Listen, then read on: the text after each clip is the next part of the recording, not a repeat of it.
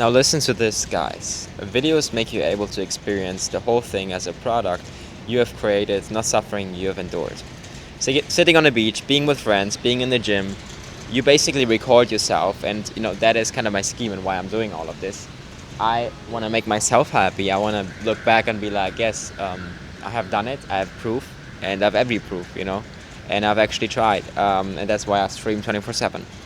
And also, you can market your suffering into products to sell because it reflects a brand people trust, the brand of the machine of yourself.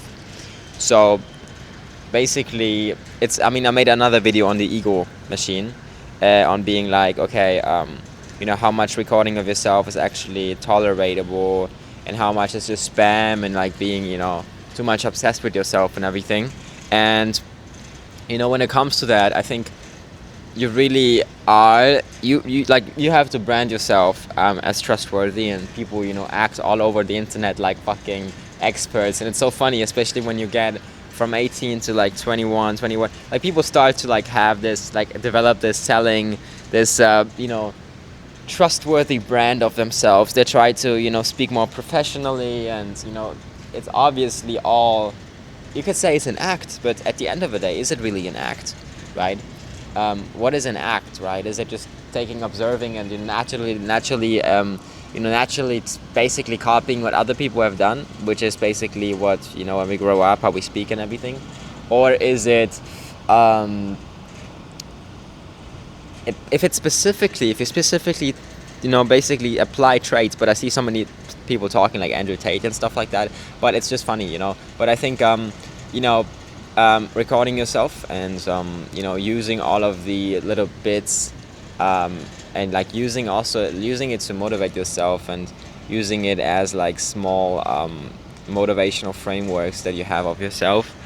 For example, I'm not the biggest fan of like let's say the gym goers that constantly record themselves, but I think it's fine, and I like it. It's definitely different, because when you have people on the street recording with their phones and trying to basically get Instagram likes or Facebook likes, whatever, it's different than somebody that just naturally wants to document, or naturally wants to, let's say, just a natural, like they're not acting, they're not trying to impress, they're not.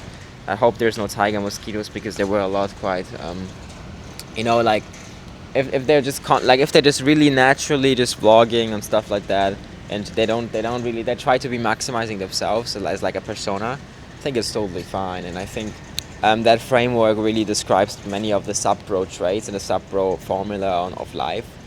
Sitting on the beach, being with friends, like you look back and you're like, wow, I've done this today. This is like something that I have a product, right? It's not just the experiences, but also more. You create more out of the experience.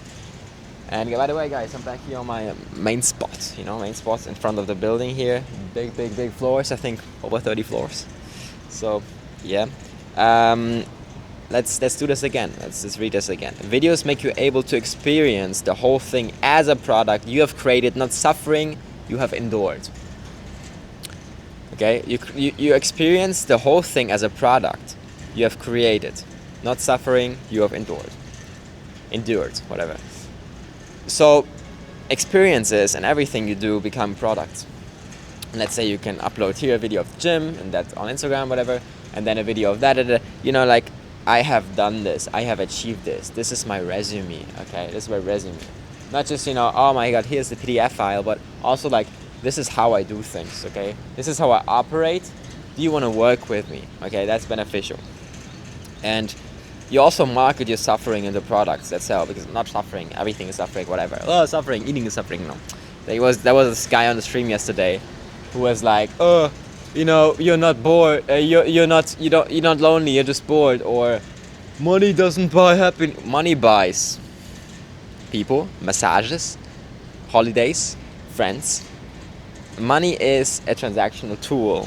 Like if you say money doesn't, or like money is not important. Brother, I could buy this building with money, okay? Like, okay, money is not important. Okay, what's important? Plants, nature? Okay, you can treat nature, you can treat health, you can treat anything with money. So money basically isn't really something.